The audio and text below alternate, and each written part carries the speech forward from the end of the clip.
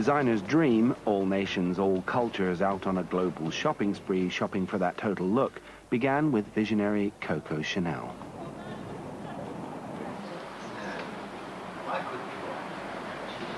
Coco Chanel, once a deserted convent child, escaped from a fussy, corseted past to become a template of the modern, successful woman. Designing clean-lined, easy-wearing clothes, which she herself always wore, she offered women with money a frill-free, classic look which changed little in 40 years. Working from her famous studio in the Rue Gambon, Chanel, who once spat, "Fashion is not amusing, it is something on the edge of suicide," took her work very seriously indeed. Enter Karl Lagerfeld, the iconoclast. The old one, you know, like she had it, they always had hats, very narrow, strange shoulders. The body was never very well fitted. But there were the pockets. And she used, in fact, very little chains. I took tons of chains, but she used very little of them, nearly nothing. She did it more for herself, you see. And then the skirts had this kind of shape. They were quite long, you see. And then they had those normal shoes with heels and the black thing. The one from the 50s, 60s was like this. Today, you know, for people it's Chanel, but in fact it's nothing to do with it, huh? Karl Lagerfeld's versions of the look do in fact have something to do with classic Chanel. But if Coco was a modernist, Karl is the ultimate fashion postmodernist.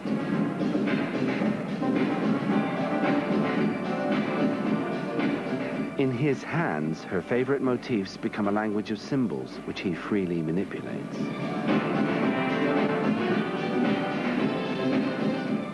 You see, I play with other people's identity, huh? Because I'm a kind of manipulator.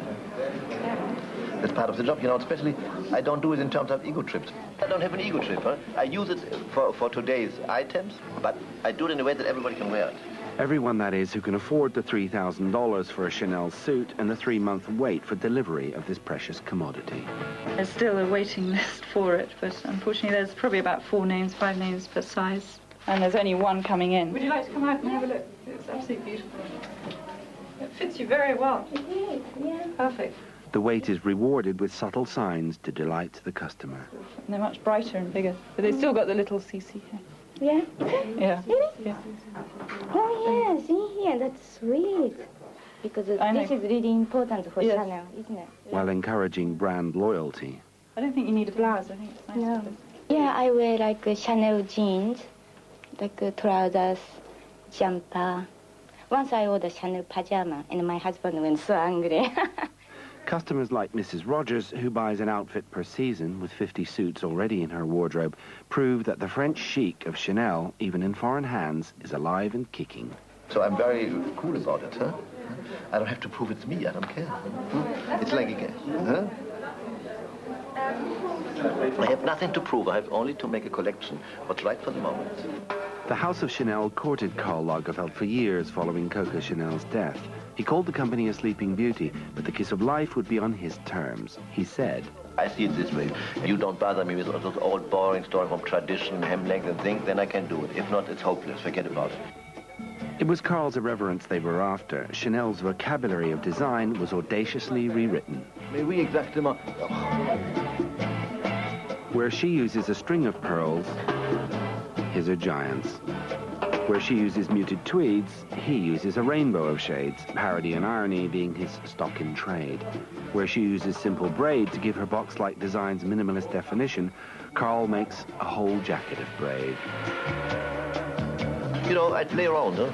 Indeed, with braid of chain, with metallic fringing, ribboning which hints at bondage, cotton trim which becomes kinky vinyl, and the single signature camellia becomes first a bunch, then a lavish floral display,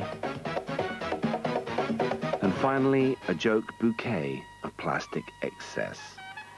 I think that what Lagerfeld has done is he's destroyed a philosophy, but he has kept some of the trappings of the philosophy in that the gardenia, the two-tone shoes, and the little check jacket.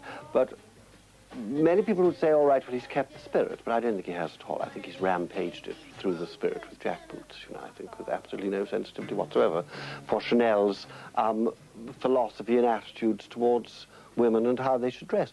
On the other hand, of course, he could probably say, with a certain amount of justification, that you can't stand still. For sure, I put it to the limit for the 80s, but now we have to push it to the limit of the 90s. Coco Chanel's original aim to make the woman more important than the clothes seems to have suffered a setback. You know, Chanel is more a stylist than a designer, you know. Chanel was a handsome woman. She did it for herself. She couldn't care less about the others. The way she arranged herself, the chains, the camellia, the bow, the shoes, the handbags and all that. And whatever it was, she made it look out of it for her.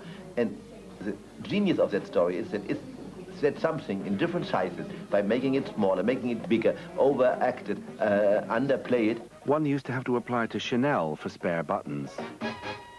This looks like Chanel, there's not one button. You see? But you know, my job is to make believe. And as long as people think it looks Chanel, even if it's nothing to do with Chanel and she never did that before, who cares? My job is to make the image of whatever it is. And those elements can all be used to be put somewhere to make it look Chanel or whatever people think Chanel is or was, because who cares? That's not the problem. The problem is the fashion message from today. The fashion message for today no longer trickles down from high fashion to the high street. The trickle has been reversed. Spotting streetwise motifs from the window of his chauffeur-driven Mercedes, Karl Lagerfeld takes inspiration from denim. The boot's now on the other foot as changes in society give humble, workmanlike fabrics their own charisma. Similarly, biker motifs, the exaggerated costume jewelry of the rap scene, black leather, the slang of street style, have become part of the regular vocabulary of the Vogue and Vanity Fair set. As road and runway mingle.